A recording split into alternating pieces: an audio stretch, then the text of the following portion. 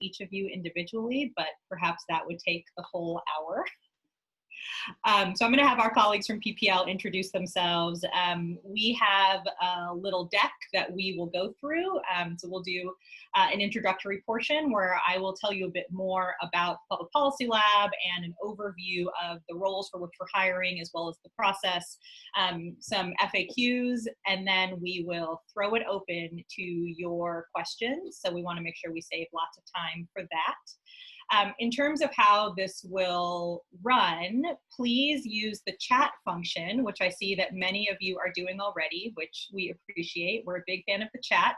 I also saw some early reactions, which I really appreciate. If you want to clap at anything I'm saying, give me some like nonverbal feedback. I appreciate that. But please do employ the chat function and the reaction functions. And Kana, who you'll meet in a moment, is going to be paying particular close attention to the chat in order to make sure that we answer the questions that you have today. That is the plan. If anyone has questions or concerns or anything else that they desperately want to do, put it in the chat. We'll see if we can do it. So with that, Public Policy Lab, do you want to tell us a little bit about who you are, what your role is at PPL? What would be interesting? What you were doing before this, and one of your favorite lockdown hobbies.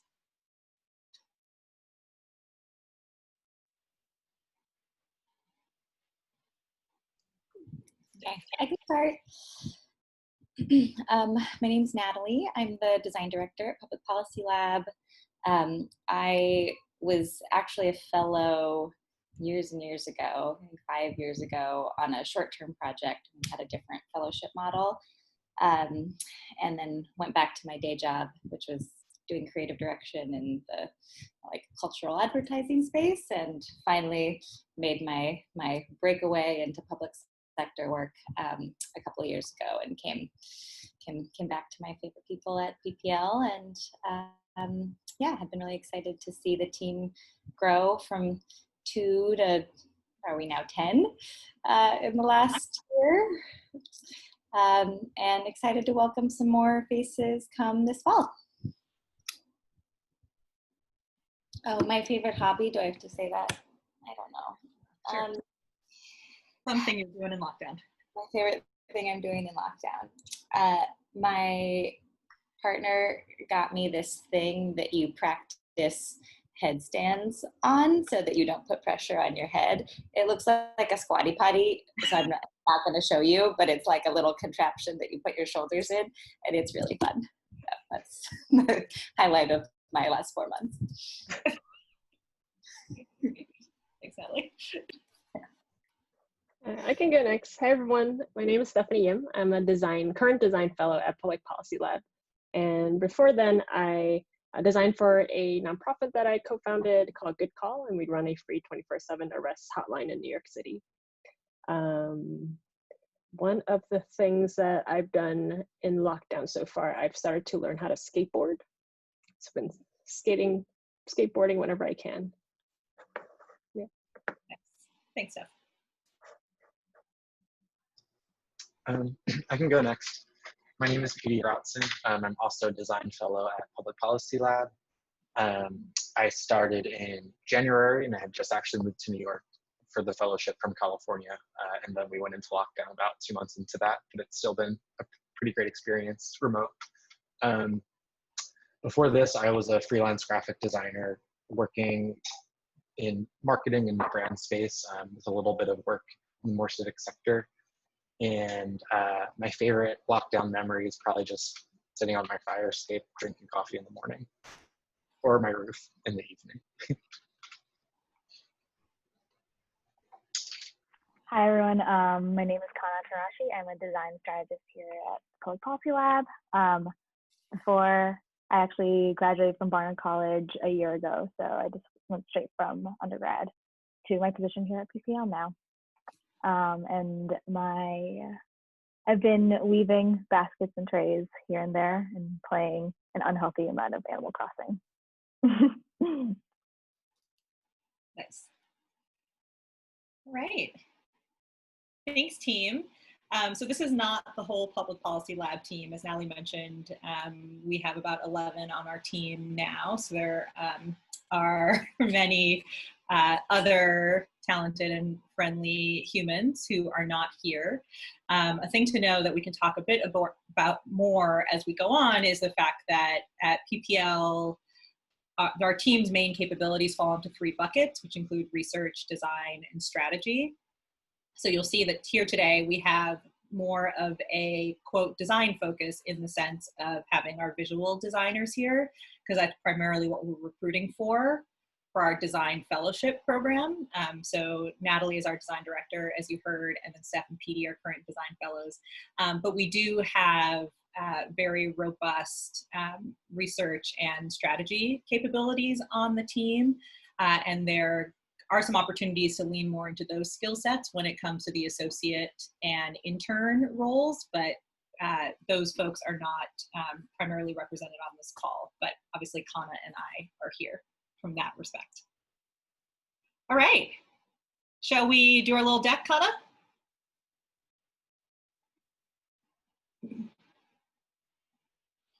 Awesome. Please give me a thumbs up if you can see this, and or give a shout in the chat if this is not working, and we'll fix it. Awesome, great, thank you. So, Public Policy Lab, that's us. Welcome to Ask Us Anything, Fall Roles. Here we are. So what we're gonna do here, like I mentioned, we'll tell you a bit about the Public Policy Lab. I will introduce and describe in some more detail the roles for which we are recruiting, talk through the application timelines, and then we'll do some Q&A. So Public Policy Lab, as you hopefully know at this point, is an innovation lab for government. As far as we know, we were the first nonprofit design lab or innovation lab that was explicitly for government in the United States. We were founded about 10 years ago, almost 10 years ago. As I mentioned, we're a nonprofit organization, and we are also nonpartisan. And the reason we're a nonprofit organization is because we are a mission-driven organization, and we have a mandate to serve low-income and disadvantaged communities. So we work on redesigning policies and services with government agencies. But again, as I mentioned, the reason we're a nonprofit is because we work specifically with government agencies and on government programs who have a disproportionate population who they're serving who is at risk in some kind of way. PPL's approach is human-centered. We often get questions about what we mean by human-centered design, human-centered policy design, service design. And these are some characteristics of that approach. Our work is user-centered. So this means that we start any project, any initiative with partners in any given system by asking who are the humans who are involved? Who are all the people involved in the system? Who are the stakeholders is another way to ask this question. And we want to start with, by understanding the experience of those different people, whether they're inside an agency, inside a nonprofit organization, in the community. And we want to know what their needs and preferences are when it comes to whatever service system we're working on. But we don't only want to go to those folks and sort of gather information from them or get feedback from them. We have a real commitment to being co-creative. So that means that we want all of the people in the system to actually build new solutions with us, or redesign new systems with us, and have meaningful input to the creation. Not that we just go away into a black box and show up a month later and be like, hey, what do you think about this thing? We are visual and iterative. Like I mentioned, we have many visual designers on the call today from PPL because we are a design organization, and we believe in making stuff. It's a core capability, and also we think it's really valuable in the public sector. We essentially visualize anything and everything we can, and we are iterative because at the start of any process, we believe that our visualizations are like 70% wrong. Right? The point is not to make some beautiful artifact coming out of some initial kickoff meeting or some system immersion meeting at the beginning of a project. The point is to get a bunch of people in a room together from disparate parts of the system, as in they come from different offices at the agency, they come from the nonprofit provider, they come from the community, and actually be able to look at a thing together and point to, oh yeah, that's true, or no, it doesn't work that way, or oh wow, I had no idea that that person was over there doing that thing, right? And that's part of this co-creative process of come and build this thing with us, and we will revisualize and revisualize and revisualize things as we get to more and more completeness and correctness. Last two things are time-based and holistic. So whenever we work on service design or system redesign, you know, a thing about humans that you may have noticed is that we have one body that we live in, and we can move our bodies to one place at a time, and we move forward in time.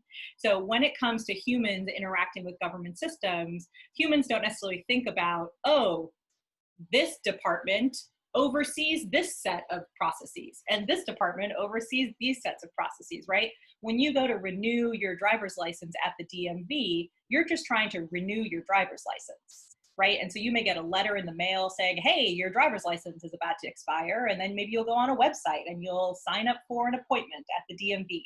And then you actually go to the DMV, and then you'll stand in a line in some space, and there will be some poster on the wall, and someone will hand you some forms, and then you'll go sit somewhere, and maybe you'll have a pen, maybe you'll have to borrow one from your neighbor, then you'll go over to a window, right? Like when humans interact with systems, we have a series of interactions in order to get a thing done or to get some value exchange, and we do those things in a sequence over time. And those moments in time are often controlled by different parts of the system, essentially. But when we work, we want to be working on all of those interactions or all of those touch points at the same time.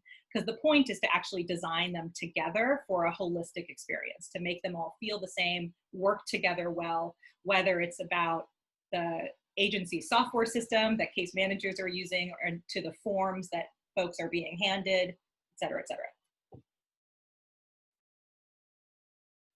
This is often the point where I say, does that make sense? But if it doesn't make sense, put it in the chat. We'll hopefully talk about it later. All right. So PPL, that's how we work. That's what we do. I'm going to move quickly because I want to make sure we save lots of time for your questions.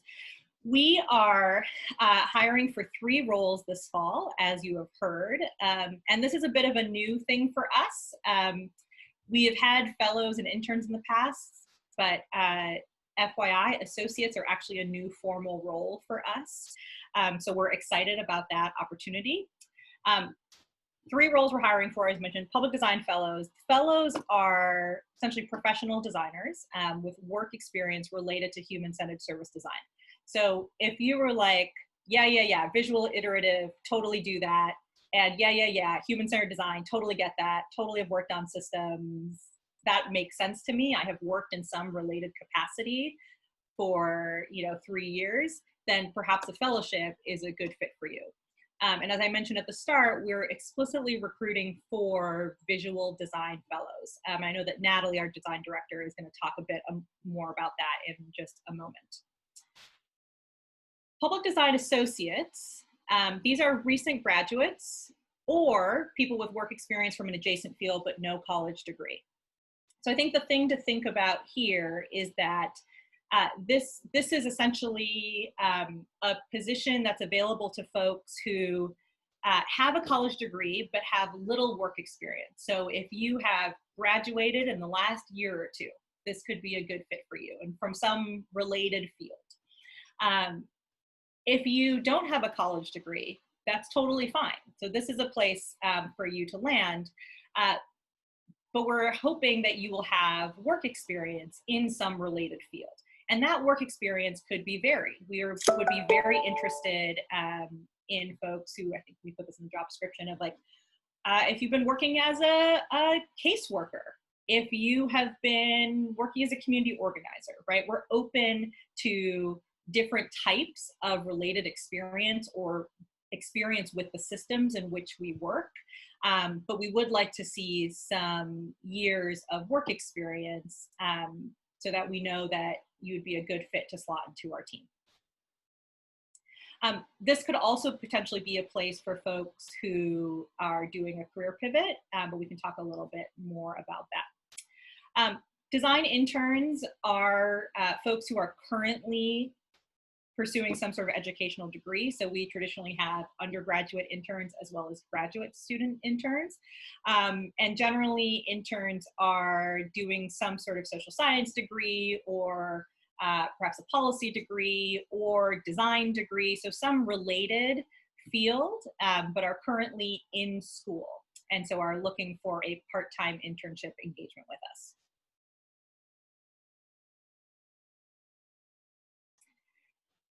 In terms of the process of applying, all of this, of course, is in the job description, but we wanted to highlight it here for you.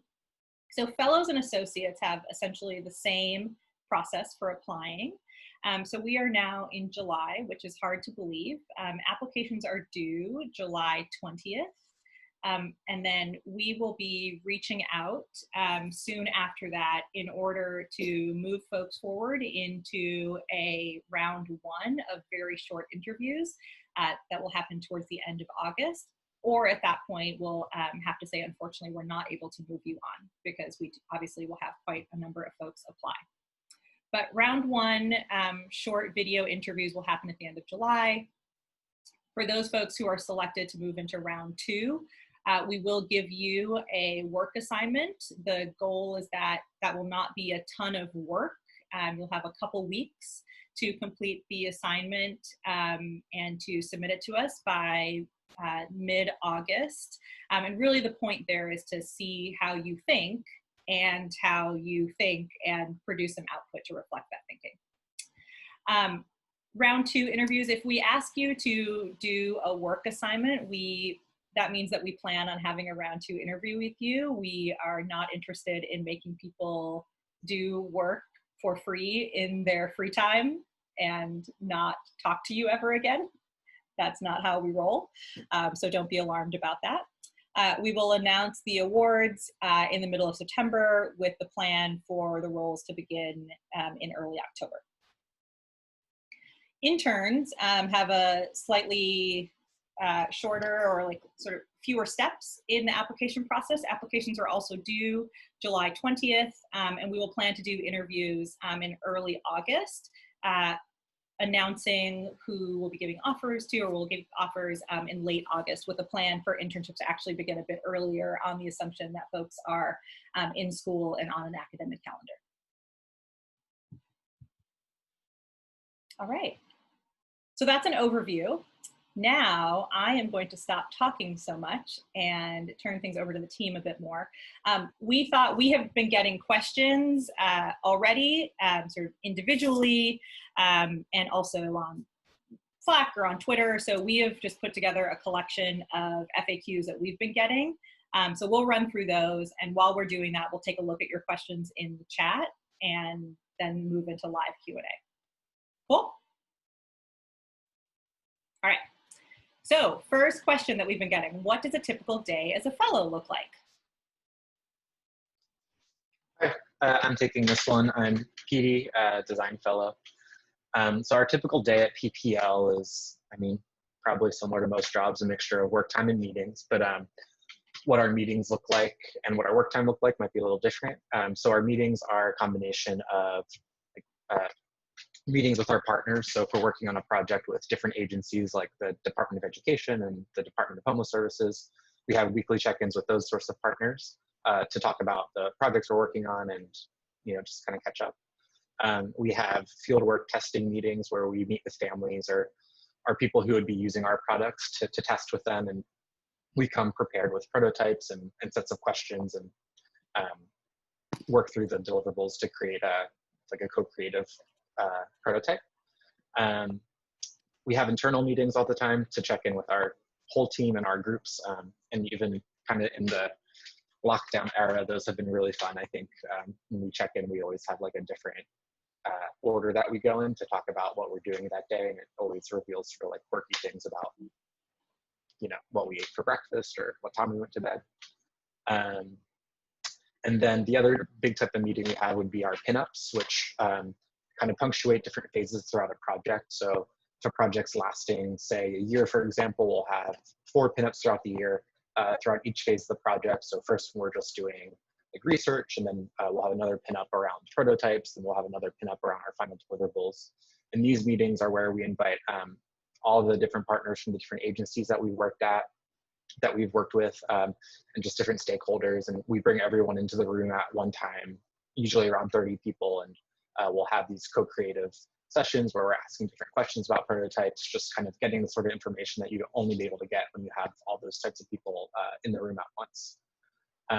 And then in terms of like work time and things that we're doing for projects, it's usually just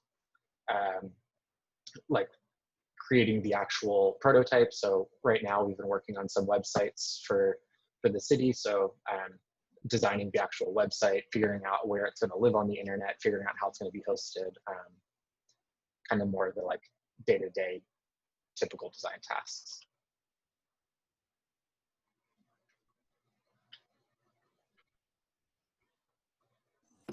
Okay. I'm some kind of designer. Natalie, would that be a good fit for PPL? I'm some kind of designer, yes.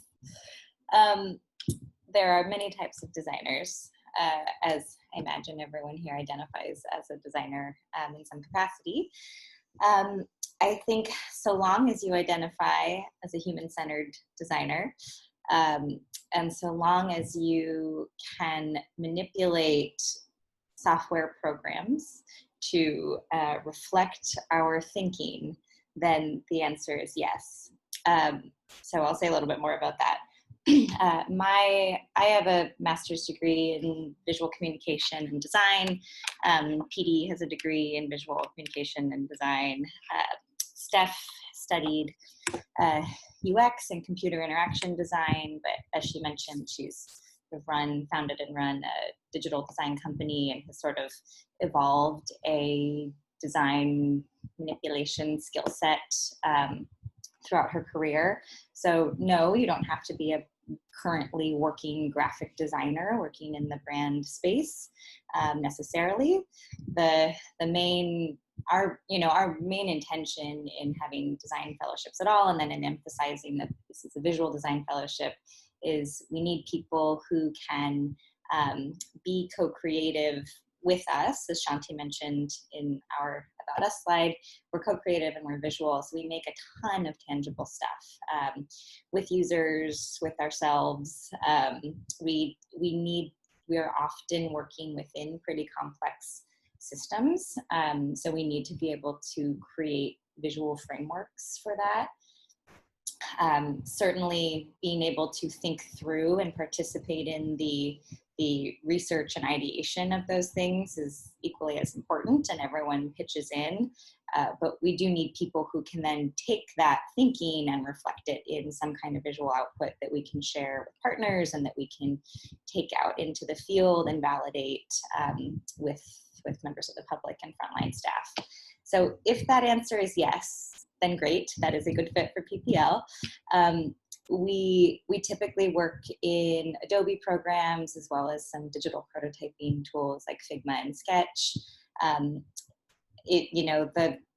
The more fluent you are in that software, the better, so that we can continue visualizing the systems and continue making as much as possible. But if that is a skill set you've picked up in a career capacity along the way, and do feel really comfortable at least maintaining and manipulating visual ideas, but need some support in the like ultimate finessing of typography, we can work with that too. So long as the conceptual visualization of ideas feels like it's a part of your practice, then we're open. Also, I know it says in the job description, but if you have a comfort level working in illustration or audio video work or anything else that's sort of in the creative storytelling space, that is be super interesting for us as well. And we're always excited to have different kinds of storytellers. So please do let us know and call that out in your application. That's me too. Okay. Similarly, Level of experience needed for fellows. I think Shanti summed it up well at the beginning when she was describing the fellow role. If you're like human-centered design, yes, you know, service blueprint, I think so, either absolutely or I'm pretty sure I understand what you mean. And if we could have a conversation and sketch a bunch of stuff out on our proverbial whiteboard, which we will maybe be in front of again someday, and you could be like, yeah, I think I'm there, and you can get it to a 85% sort of visually documented product that we can then iterate together, then that is an appropriate level of experience. We typically ask for, I think, at least 3 working years in a visual design or kind of visual design adjacent role. If you have specific questions about that, you can plug them into the chat and I'll try to flag them before we get off. Thanks, Natalie. Oh, this is me. What's the difference between associates and fellows? So hopefully this was covered a bit at the start, but to get even more clear on this, if we can, so we've got lots of questions about it. So fellows are what Natalie just described. And yes, I've seen some questions in the chat about fellows and the capabilities that we're looking for. We are explicitly looking for visual design fellows. We are not explicitly looking for research or strategy fellows. Associates are more of an early stage career opportunity, as you may have gleaned, or sort of like early stage in this type of career, like this field is perhaps a way of thinking about it. And associates do not have to only be visual designers. So I think we're open to associates maybe having more of slotting more into a research / strategy role on a team.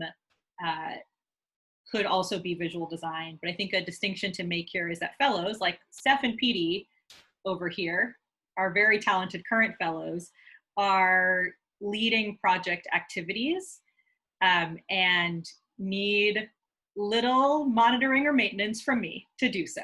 They're awesome. They're like in projects and they are leading whole phases of work and they're rocking it. We have other members of the team who function more as project contributors, and I think that's where the associate role would fit. Team, is that helpful? I'm looking at PPL. Like, yeah. Yeah, I could go into a little bit more detail. So there's a lot of questions about like what type of visual design and what, like if it's more digital or like UX kind of stuff. Right. But it does touch a little bit of everything. So I think being a little like swift on your feet, quick to learn any sort of program is really helpful.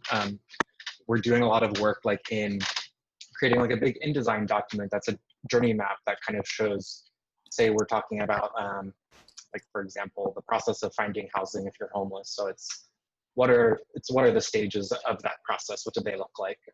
What is the person going through the process? What's each touch point look like for them? What agencies are they interacting with? What employees there? So it's like the idea to be able to create a visual that represents a sort of complicated process. Then it's also sort of the thinking about how the person would move through that. So like a level of service design that's not strictly graphic or visual, but thinking about how a person moves through a system. And then also like whatever kind of rapid prototyping tools are needed to bring that to life. So if it's something like in Figma or Sketch or making a little animation or something that can sort of bring to life these really complicated processes and systems that we're working within. So I don't think it's like strictly print or strictly digital, strictly typographic, but it's kind of more about like the holistic storytelling and combining all these different things to create a representation of these sort of complicated systems and processes. If that made it any more or less confusing, not sure, but hopefully it helped. Helped. Isabella said it helped. Great. I'm switching careers. Would the associate role be a good fit? Yeah, sure could be. This is to that point of associates as project contributors, not necessarily as leaders of project activities or whole phases of project work. So if like human-centered design or service design or service design in government, if those things are new to you, then yeah, an associate role probably would be a better fit than the fellow role. Do I need to live in New York City to apply for a position? This is the hot question. I know that everyone wants to know this and is asking about it in the chat. You do not need to live in New York City to apply for a position. You do not necessarily even need to live in New York City to start working with us tomorrow. But these roles are starting, the fellow and the associate roles will be starting in October. And yes, as it's stated in the job description, we expect to be back in the office in some capacity in the fall. And we would expect that new team members would join us in that. And I know there are many questions about that because there's a lot of uncertainty in the world right now, which I very much appreciate. But that's our current plan. And so that's the plan that we're going with. What it means to be back in the office is like a bit to be determined, and exactly on what date we do that. It will likely include some sort of staggered schedule. It will include lots of complying with public health regulations. But we do expect to go back at some point because we are a smaller team. We're a small business. And so therefore there are ways that we can comply with those health regulations inside the physical plant of the office that we have. If a person is not currently in New York City, but is interested in being in New York City and would like to move before October, then that is obviously fine by me. I'm not going to force anyone to do that, but that would be an instance in which it would make sense to me that one could apply if you're not currently in New York City, but you have a desire or expectation that you will like move your body here sometime in the fall. And again, I know that everything is uncertain, and we are also feeling our way through this process of hiring people in a pandemic. We want to continue to create opportunities, and we're really grateful for the fact that we are able to have opportunities for folks to have new experiences and to have new jobs, and that our organization is able to do that in this time of crisis, honestly. And so we are, of course, willing to like engage in conversations about how this could work and what this could look like, because we are also TBD for our own team and our specific plans. But it is important to us that whoever will be hired for these various roles would be able to join our team in whatever way that we are going to be physically back together come the fall, winter, etc. One more thing I'll say about that, and then I'll think we're turning to your questions from the chat, is that, you know, we are an organization who works domestically, and we have a real commitment to New York City because we are New Yorkers. We love our city and we love our government partners and the communities here. And so we have folks on our team who are from all over the world, which is a real joy. And we have folks on our team who are born and bred in New York City, which is a real joy. And we want our team to continue to look more and more like this country that we live in, like the city that we live in, like the communities that we serve. And part of that is being a part of our, you know, small, powerful team that's based here in New York City and that has a real commitment to the city. And so there are many reasons for why this is true that don't only have to do with what I'm saying is I understand that everything is uncertain, and in some ways this is an opportunity to engage with a wider range of folks than we would have been able to outside of a pandemic and everyone working from home. But I do want to be very clear about sort of how and why we are looking for people who are able to join us in person in whatever capacity we can be together, because we're a very collaborative team. Does that make sense?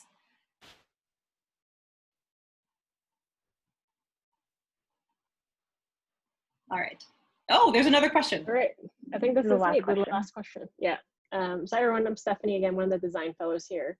And in thinking about, I see a lot of people like talking in the chat, like, you know, what is our culture like? You know, what are some of the qualities that you look for? And any advice to applying to PPL? I think first and foremost, besides having all these like technical skills that we just had talked about, at the very core of our organization, we are human-centered, not just in our work, but in how we show up as human beings to work together. And we are great communicators. We think very critically of the work that we do and trying to do our best to work within the systems that we work in and with the at-risk communities that we work with. So I think when you're applying for us, we read through every single application, no matter if you know, submit in first day or the last day. We're committed to doing that because you've taken your time out to share that with us. But we want to hear about why you want to, you know, join our team, like why specifically PPL. I think we are a special organization, as I've learned as a fellow here. Like I said, we care deeply about the work that we do. We respect the people that we work with, and we think deeply about how we can create value and be inclusive in the work that we do. So I think in however way you can communicate that in your application to tell us why, you know, PPL is a place for you. I think, yeah, those are really the big questions that we, the answers that we look for in the applications. So that's it. All right, Steph, thank you for that. That was lovely, thank you. Kana, do you have some questions that you want to call out for us? I know that people have been chatting away, and I see that some of the PPL team has been responding. So thank you everyone for doing that.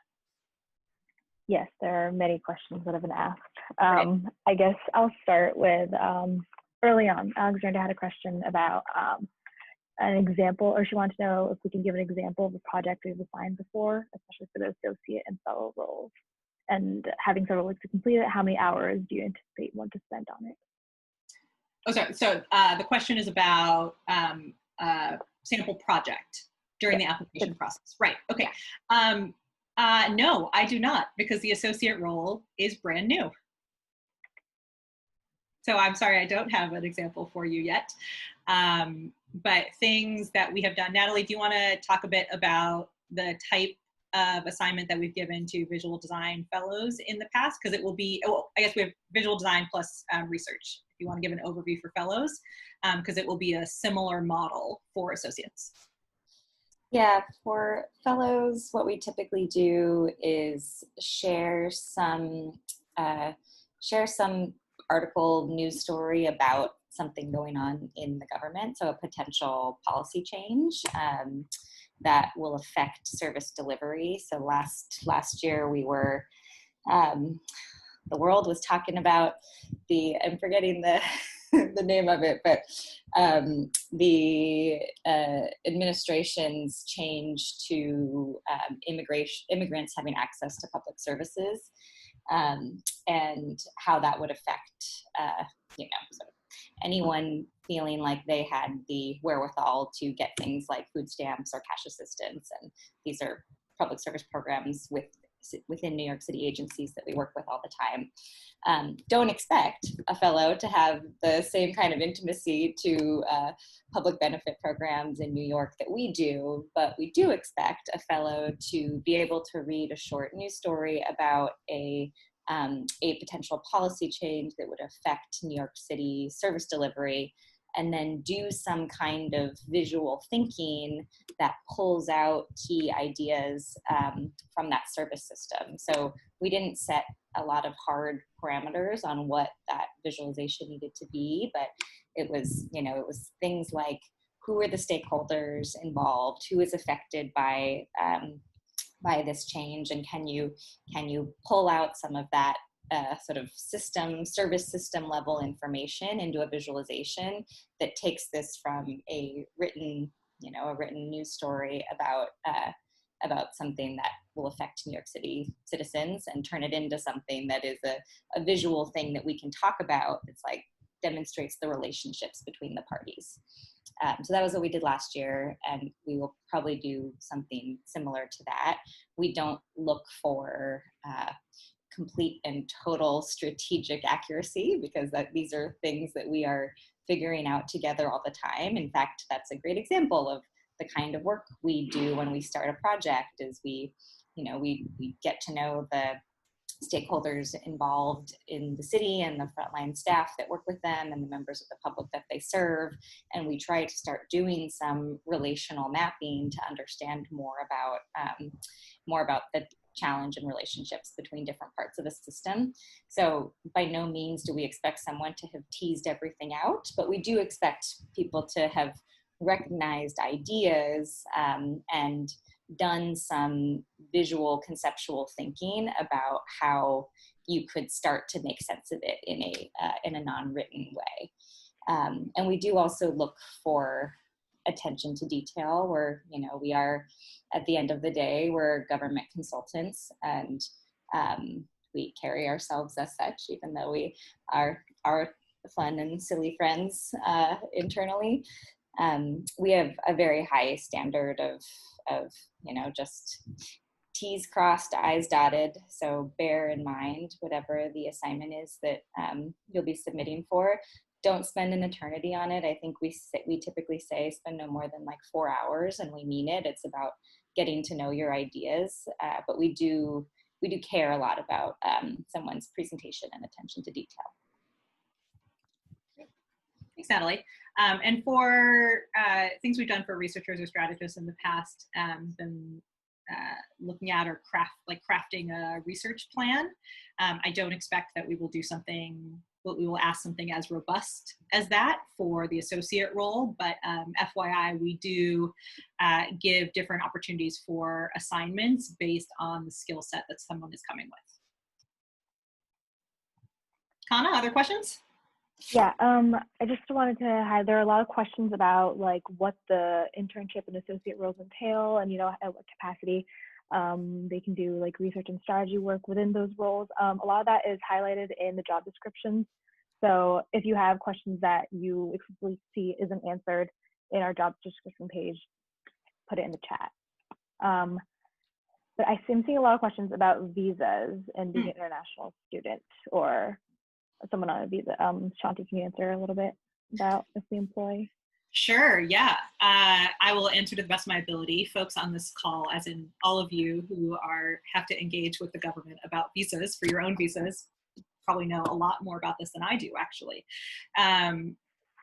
For these roles, we are not, we're not doing visa sponsorship for the fellowship, associate, or internship roles.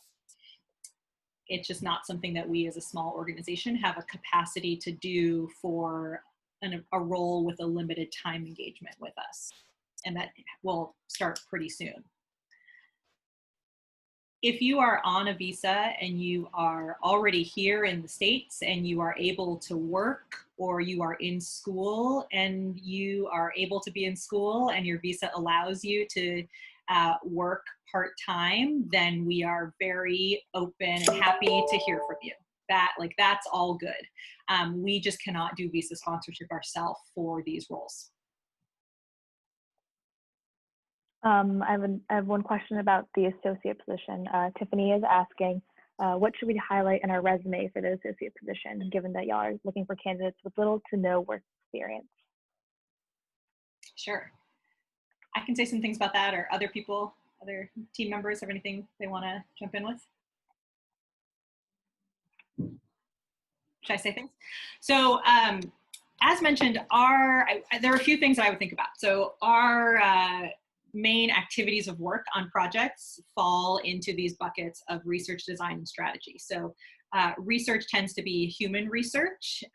So it's more qualitative than it is quantitative, though we are working on a project right now that has a large chunk of quantitative analysis involved.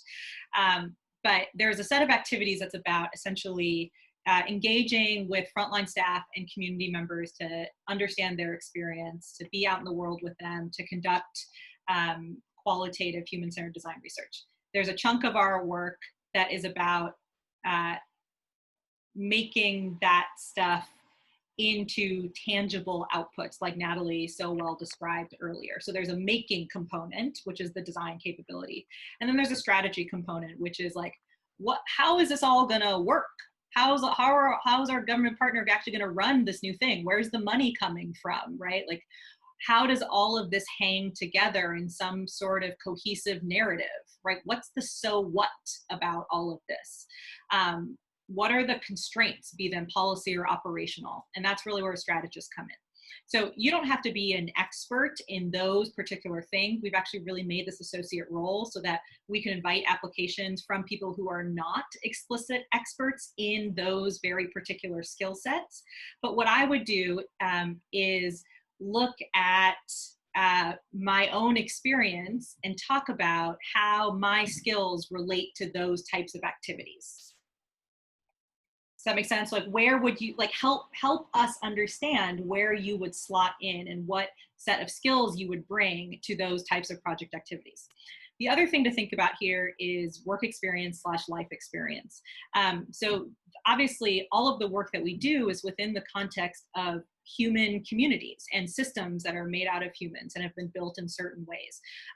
So you can also take a look at all the systems that we've worked in, the issues that we've worked on, which have included people experiencing homelessness, access to mental health care, veteran services, things particularly related to public school students.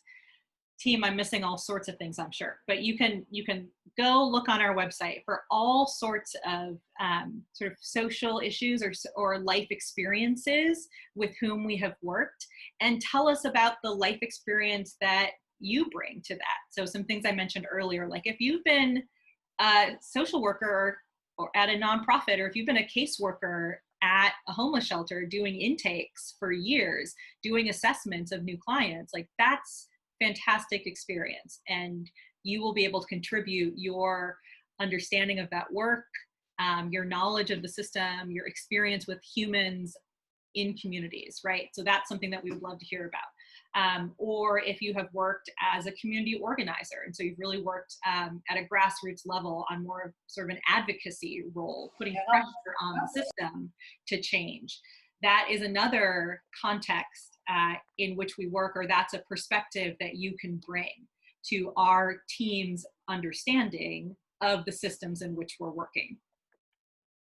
So there's a set about sort of activities and skill sets and how those fit in, and there's a thing about context of the work and of communities and how your life or work experience brings to that, like brings that to life, and that you're essentially bringing that voice and that perspective and experience to a team to actually design better with and for these communities and systems. We have a more tactical question. Melanie is asking about the time frame of the internship and the length and duration. Oh, yes, sure. So internships, you'll see that we have it's a good, fair question. So starting in the fall, yes, we're absolutely happy to do semester by semester internships. So if you're applying for an internship in the fall, we would expect to sign you up for a fall internship, and then there's certainly opportunity to continue with us, or there's opportunity for us to part ways at the end of the semester, and that's all good. And many people have been asking if they can apply for more than one position. Yes, you may. Let me see, let me look around. Tiffany has a question. How many candidates will you be accepting for each role? That is a great question. So thank you, Tiffany, for asking that, because I wanted to talk about that. So it's going to be a pretty small number. You'll see that currently we have 2 fellows. Oh, there's a kitty. Okay, bye. We have 2 fellows and we have many pets on our team. We will be hiring at least 1 of each role, certainly with the possibility of hiring more. But just like the pandemic world that we live in, I want to be very transparent about our own planning and uncertainty there. We will also be making decisions about the number of people that we can hire. I think we'd like to have at least 2 fellows, but we'll be making final decisions about the number of people we can hire based on the project pipeline and resources that we have available. Like that will determine the number of people we can bring onto the team. I know that everyone else on the team has also been answering questions, but Stephanie, PD, Natalie, are there other things that you want to reiterate or highlight?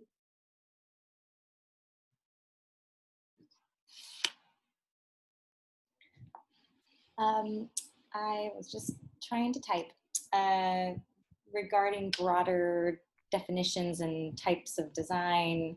Yes, we value content design, we value urban design, policy design, architecture, UX, UI. It's not just a print, graphic, or illustration type of role, though you will be required to do graphic visual communication as part of the job. The broader your design thinking and sort of, wheelhouse, the more fun we'll have doing it and the more interesting things we'll get to do together. But so long as you feel enough of a competence in using design tools to bring ideas to life, then we're good. Maybe I do like a few people asked about PPL's culture, and if you haven't gotten a sense of it from the way we've answered questions, everyone says that their culture is super fun and great. So I will join that bandwagon. We're a really wonderfully empathetic, kind, generous of spirit group of people. We really value people with different lived experiences from ourselves. We really care about the humans in the world. So, I think this probably applies to people's questions about all the different roles. We exist not to, yes, we love coming up with fabulous design solutions to complex challenges and working out, really thorny sort of visual systems. Like that is a ton of fun to us. So you should like that. You should like that process. You should like engaging in dialogue about that process.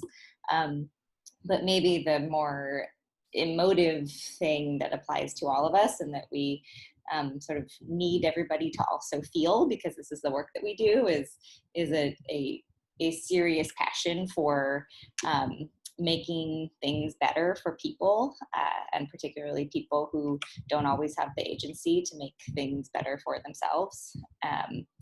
And we really believe that government should be doing better, should be doing a better job. We joke often that though we are government consultants, we are really, we feel like more radical revolutionaries, and we just happen to come into that process, through trying to make real lasting change to the way government services and systems work for the betterment of the people. And that is always the end goal. So if you feel that and you vibe with that in your life or in some other work experience that you've had, please tell us about it, because that's really important. It is 1 o'clock right now, which is when it's supposed to end. Shanti, should we proceed with a few more questions? Sure. I think I have a few more minutes. Friends and colleagues, if you have a few more minutes, we can hang around, I think for another, thank you. Good use of reaction, Steph. We can hang around certainly for another 10, 15 minutes. But let me say, I'll do a little closing for those who have to go, and then we can stay for a few more minutes for more questions. But if you have to go, thank you so much for joining us. I hope you've gotten a taste of who we are as an organization, as a group of people. We do care. And one of the things that I hope comes out even in this hiring process is that we care about how we do these things. We care about the application process. We want to make it as enjoyable and as interesting and as transparent as we possibly can. We really value that. So we've put as much stuff as we can into the job descriptions. There's a lot of words there, but it's because we just want you to know all the stuff. So go take a close read of that. Applications are due July 20th. And we intentionally make the initial application pretty lightweight because we don't want that to be a huge barrier to entry. So if this has been interesting and you think that you have a fit on our team, please do apply, and we look forward to being in touch with you. On that note, Connor, you have more questions for us. We do. I saw a few questions. Oh, sorry, PB's Please, jumping in here. Go for it. I saw a few questions about like who are some of the partners? Do fellows and interns and associates work with these partners? Like, do fellows, associates, and interns have more like crossover work with research and strategy too? And as someone who came on as a fellow and coming with a more visual design background, I was kind of quickly led into meetings with all of our partners at different agencies, with working with different team members at PPL who have different expertise than I do. So someone who might be a strategist or a more research heavy, have a more research heavy background. So going into this, I didn't know much about those aspects of the job, but just through the day-to-day working tasks, working with my coworkers, trying to figure out solutions and solve these problems, I've learned a lot about those aspects of the field that I didn't know a lot about before. So I think in so much as you're open to learning different things and pushing along these projects, you'll be exposed to a lot of different aspects of human-centered design, and be able to work with our different partners at different capacities, be it like directly in meetings or like with the members of the public doing field work. And yeah, you're able to touch a lot of different projects with a lot of different types of people. Team, we have a few questions about, what a successful project looks like. And Eva in particular has a question about if we hand off our concepts, or do we work with organizational and systemic systems change?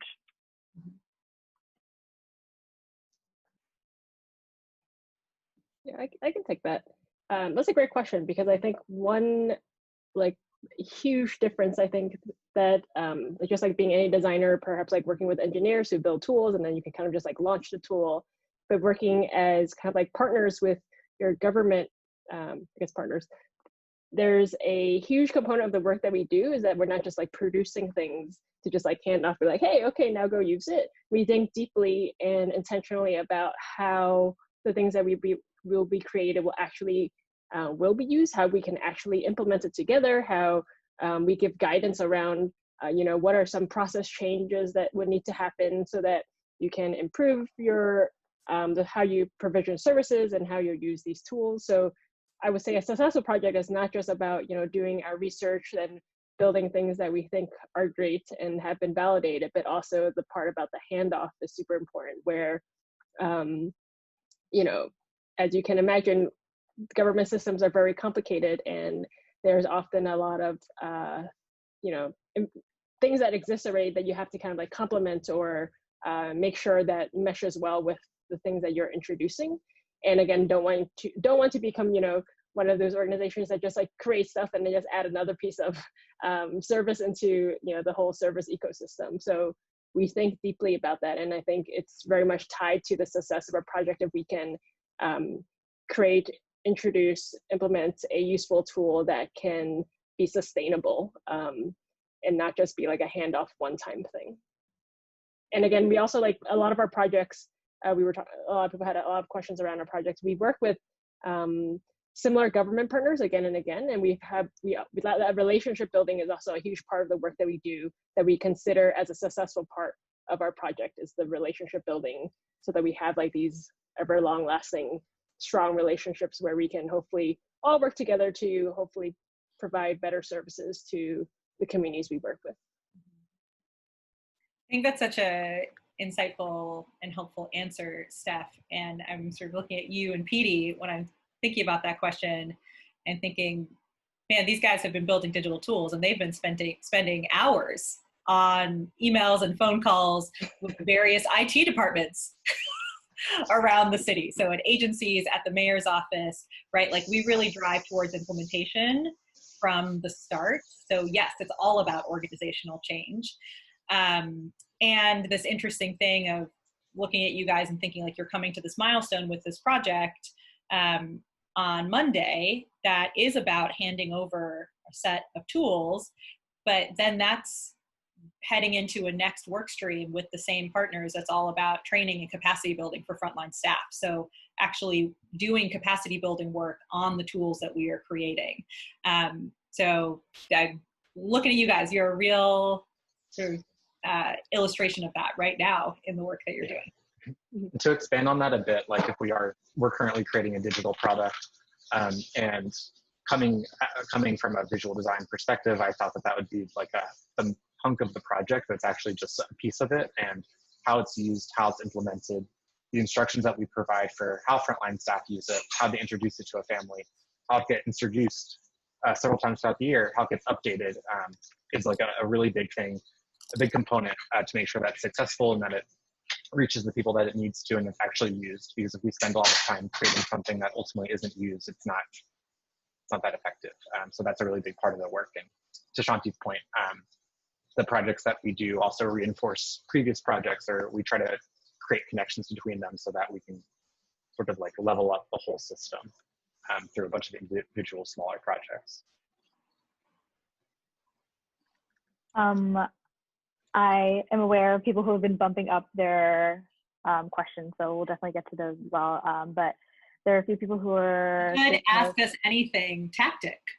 Right? You're like, I'm letting people know. I'm not ignoring them. But there are a few people who are curious to know if PPL is open to having their fellows or associates have some side projects or hustles during their time with PPL.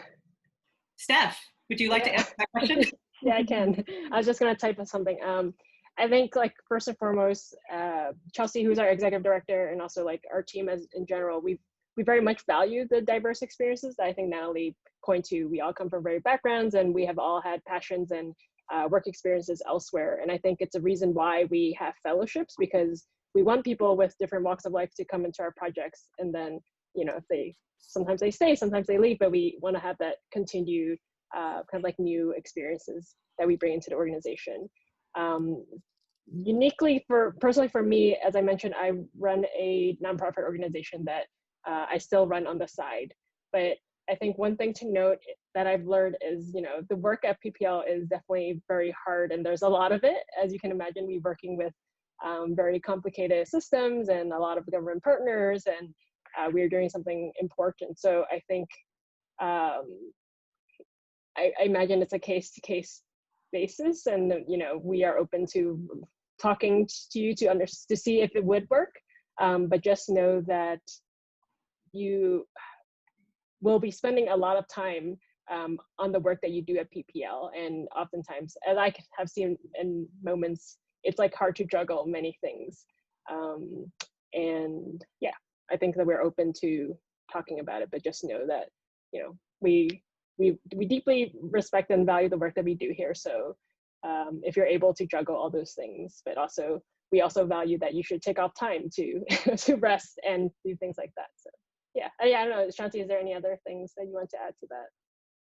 I think that's great. From your experience, I think that, yeah, speaks well to how our organization thinks and feels. I mean, I think a thing to notice here is just that part of why we're so transparent is because we believe that's a good thing and that's respectful and kind, but also because there are not necessarily hard and fast rules when it comes to us hiring at PPL. I know that there was a question about like what is essentially like qualified enough to work a 4-day schedule. So to this point that Steph is illustrating from her own life, like if someone were to work less than 40 hours a week, then we would want to know that that person has the qualifications or work experience, the skills to be able to get the necessary PPL work done in a 4-day-a-week context. So, and that is not, I can't give anyone we will take these types of side hustles and we will not take these, you know, it's not about that. We understand that people have lives, but I will say we've tried models in the past where we've had fellows who work essentially part-time, work like 3 days a week. And we find that challenging. I think the teams find that challenging, honestly, because like Steph said, the work is so collaborative, and you're working in really complex systems, and the work is challenging. And so it's really better for folks to be here as full-time as they're able. So we have made a move towards really preferring folks who are working with us full-time. I want to address Yosef's question. So he'd like to know how often PPL offers research and strategy fellowship. Sure. So there's not necessarily regular cadence. We do this sort of formal call for fellows each summer, looking to hire in the fall. And if you look back in our history, you'll see that at other times in our history, we have recruited for both research and visual design. So it's really about what our team needs in a given moment, like what projects we have, what's the makeup of the staff team, what capabilities do we need. So it really, there's no regular, we hire for this type of people at this point and this type of people at this point. It really is about looking around the organization and saying, what are the needs that we have right now? What are the opportunities that we can provide? So the best way to stay in touch about that is obviously our newsletter, Twitter. We put things on LinkedIn. We also we once in a while have like one-off project opportunities, but we would put those out through our normal channels. I feel like Natalie, thanks for answering all the questions in the chat.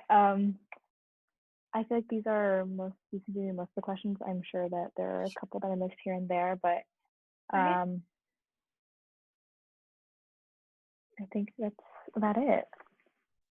We're 13 minutes behind. Does anyone, yeah, all right. I'm having fun. I hope others are having fun. Does anyone we have 2 more minutes. Does anyone in our last 2 minutes want to upvote anything? I don't know actually what Reddit is, but I hear that Ask Me Anything is a thing from Reddit and that you upvote there, right, Steph? Yes. So I'm trying to use the link now. You're doing great, Shanti. Thank you. Thanks. This will also be recorded, right? And we'll be Yes. sharing the recording. Yes, we will share the recording. So happy to share this with everyone who has signed up. And we will also make it available for those who did not sign up. So, okay, I'm seeing lots of thank yous, so that's great. Thank you, all of you who joined. Appreciate your energy that I'm sure you had, even though you were muted. I appreciate all the exclamation marks that communicate that energy to me. Applications are due July 20th, and we look forward to hearing from you. We're excited to have you apply. This is really fun for us too. So thank you for your interest in our organization.